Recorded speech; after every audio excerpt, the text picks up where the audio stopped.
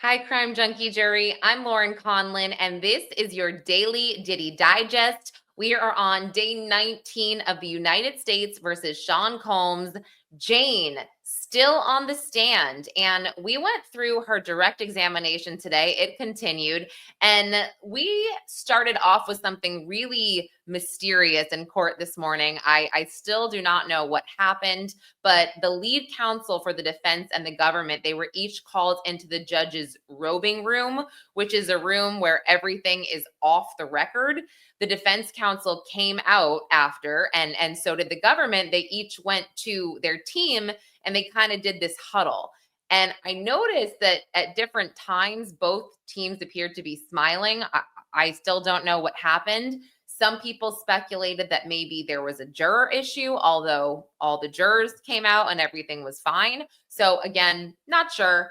But we continued with Jane, and she talked a lot about, we saw so many texts between Jane and Diddy, and how Jane really, she put everything in writing. She really did not want to participate doing these hotel nights, these FOs, this debauchery with other men. She told Diddy multiple times through text messages, I feel like sex was sacred and now it's not. And he would push back about the rent and the house, which I think I've mentioned before. And she also made it clear, by the way, that he has two phones, and she texted him on two phones, and he actually had a third phone, or they had a third phone together for explicit videos that they would take. She said she was paranoid because his assistants had access to his phones, and she didn't want them to see anything that they did in private. So let's see. Again, she talked about a specific instance where they got into an argument because she was told by Diddy that he would take her on this yacht. And this was Miami. He would take her on this yacht ride to this private island. And this was after they were going to have a hotel night. And he never ended up taking her, and she was disappointed. Well, she heard on a podcast about how Diddy took another woman on this yacht ride, and how they had intercourse for 48 hours, something like that. And she confronted him about it in a text, and she was really upset about it. And he said, baby girl, that's just podcast talk. It's nothing. And she was supposed to come to New York, and she's like, I'm not coming. She said, I'm not going to be, I don't want to come to New York to be treated like in a hotel room. So she was upset. I guess they FaceTime. He said, I'm tired of your allegations, whatever. And they end up getting on a FaceTime. And then after the FaceTime, the text messages are pleasant again. And she said that he calmed her down. He kind of convinced her all was okay. And then she ended up going to New York. So she feels better about this, but then she says she's on a plane. And then, and he also said, don't worry, it'll be just us. We'll go to dinner, we'll go shopping, no hotel nights. So she's on the plane, she's all excited, she's in the air, and she gets a text from him, and it's him showing her a photo from somebody from Cowboys for Angels, which is the escort service. Like, do you like this guy? And she said her heart just sank, and she's like, oh, and she kind of pretended she didn't get service, whatever. She lands in New York. She said it's really late, and she was picked up by a driver to the Trump Hotel. She meets Diddy out at this lounge, I guess, for a little bit. But again, it's super late. And they go to this lounge. She said they kind of bicker a little bit. And then they end up going to a hotel and being with somebody after. So she's pretty disappointed. And she also said that she, in September of 2023, she texted one of the entertainers or the escorts, and his name is Cabral.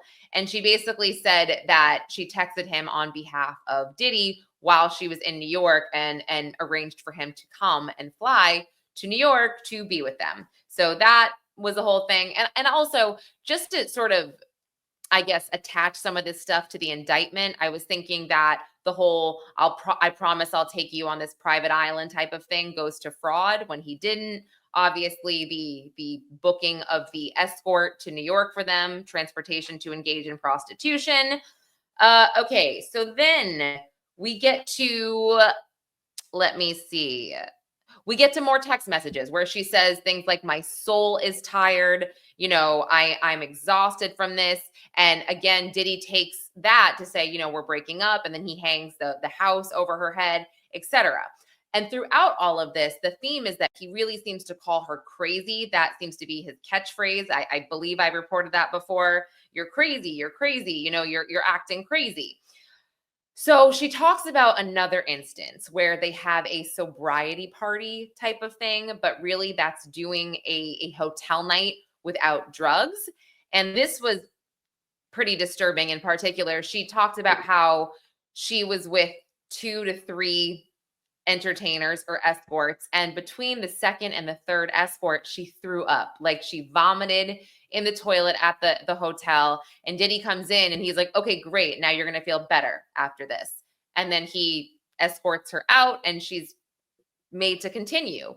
And then she also talked about that after this night with the 3 escorts, this sobriety night, she got very ill. She had a horrible UTI and a horrible yeast infection. And then she's fighting with him when they're in separate locations after this. And Gina is brought up, and sometimes she's called Gina and sometimes she's called another woman. We also heard a lot about Gina through Cassie as well. Same way, another woman, Gina, both ways. So I guess that Jane was sending him something about being jealous of Gina. And this came up later too. She actually called him a pedophile for dating Gina, but the government said, she was over 18, right? She was over, and she's like, yes, she was just 25 years his junior. So I would just kind of poke at him for that. So anyway, so after this night where she gets very ill and they're in separate locations, she texts him and says, can you put money in my account or something like that? And no response. And I think she sort of assumed he's off with Gina or whoever, and she's pissed, she's upset. So she sends him another text the next day and she's like, I don't care about, your hoes. She said, you have me feeling a little crazy right now. You do all this stuff and then you don't talk to me and, you ignore me. Can you put something in my account? And then we're played this audio message of Diddy just being like, I'm not with any hoes. I'm in Miami. You're crazy.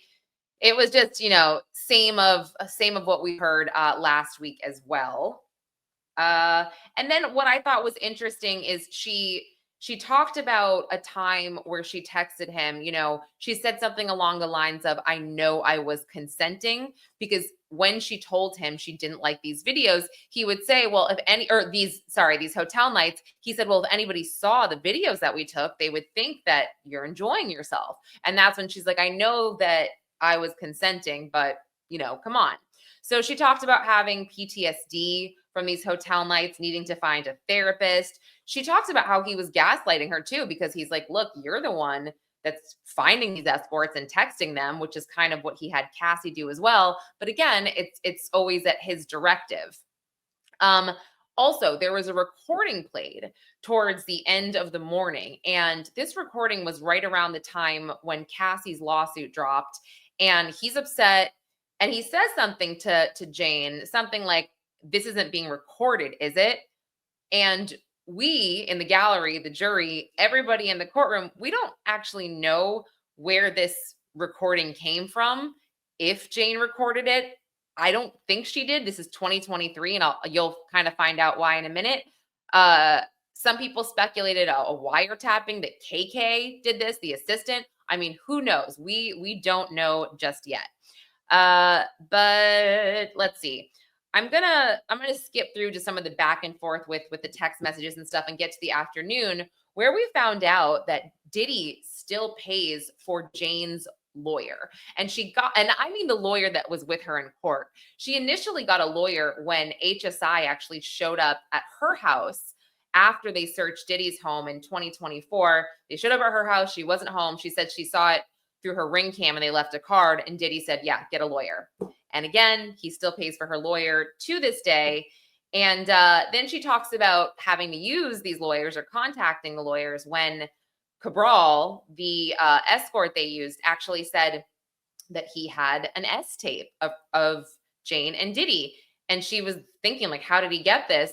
Well, at one point during the session, Diddy thought he was using his phone to record, but he was actually using Cabral's. So he had that. Jane says she flipped out. She called her lawyer and they said, yeah, obviously don't pay him anything. Don't worry about it. Like you need to tell him this is extortion and you have legal representation.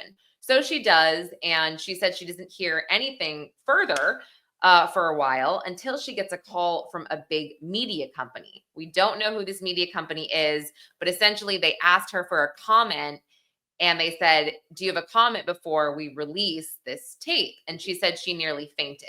Now this tape never came out. She said Diddy's legal team handled it, although she doesn't actually know what went down.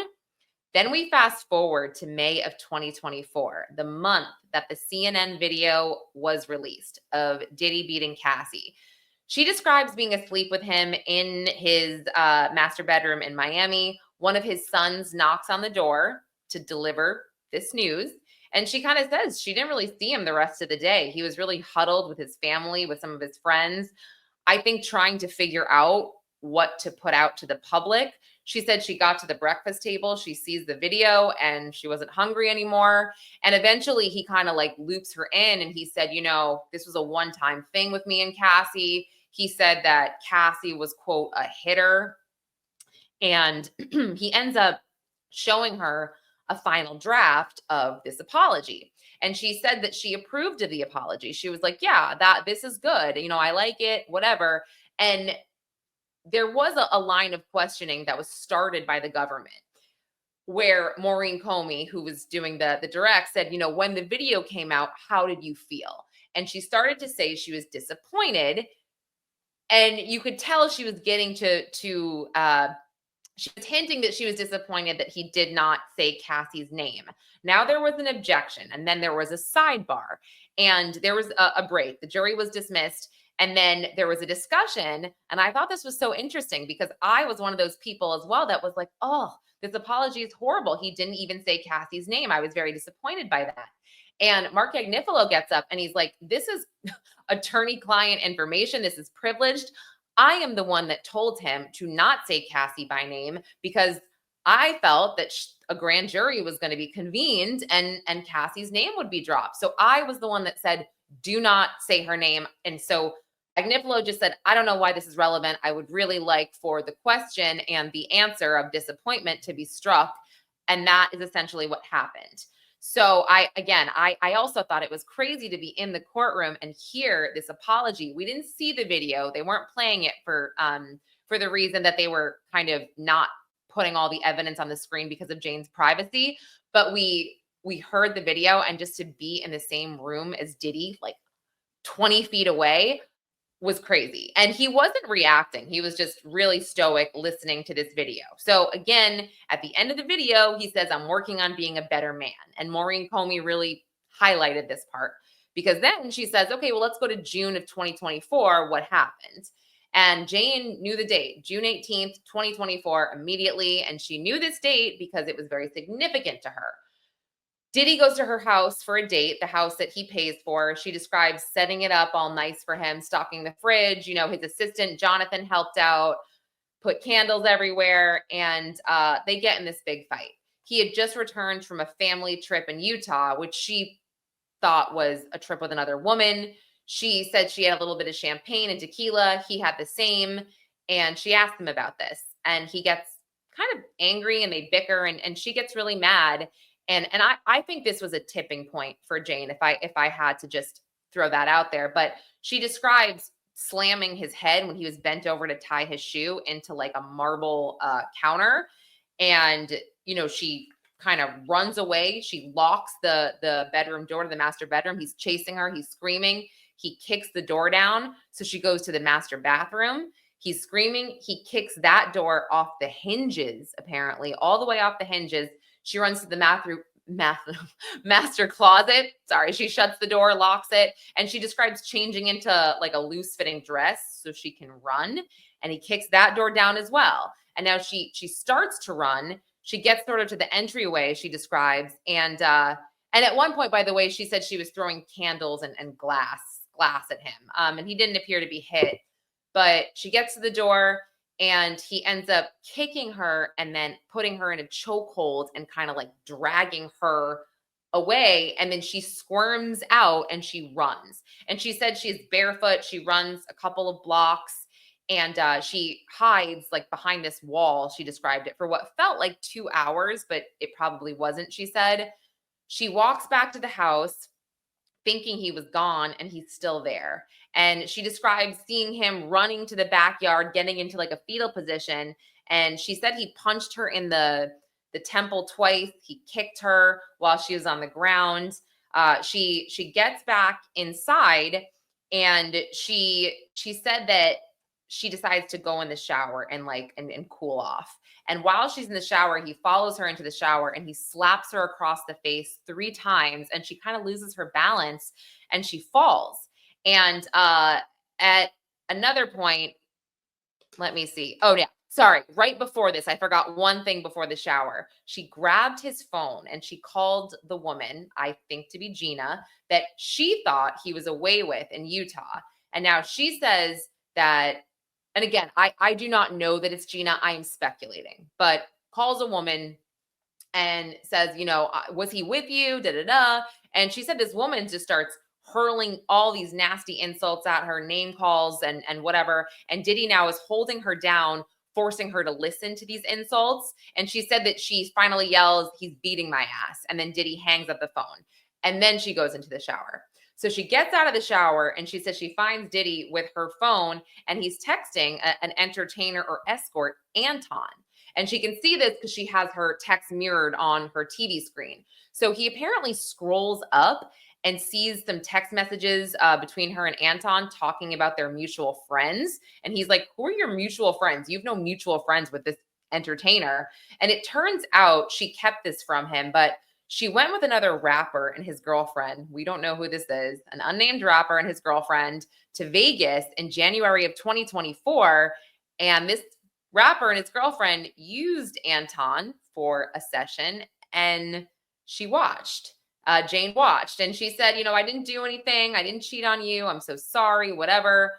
And Diddy appears to be pretty mad, but he invites Anton over and she's in the bathroom and Diddy, she describes him giving her an ecstasy pill and saying, "You're not going to F up my night. You're going to go out there and you're going to do this." And he says some explicit things. He says, "You're going to S his D or you're going to F him. I don't care what." And she says, "I don't want to." And according to Jane, he looks at her and says, "Is this coercion?" So she doesn't say anything, I guess, and she goes out and she gives him oral. And so she describes feeling horrible, terrible, that she was just outside of her own body and it was awful. And after that, she said that Diddy still wouldn't really let up on the Anton mutual friend thing. He was berating her for 2 hours. She talked about how the assistant sent money over so she could pay Anton, and they sent extra money for the doors and all the damage as well. What else? I mean, that was pretty much it. I mean, she did describe seeing him a couple of days after that because she, quote, missed him so much, but it was still very awkward. So I will pick up tomorrow with anything I left off. It was kind of a doozy of an afternoon, but she is set to start her cross-examination tomorrow. And I know that she is to be out of court by Thursday because she has a trip planned. So we will see what happens, but thank you all for listening. I know this was a lot. That was Diddy, day 19 of his federal trial.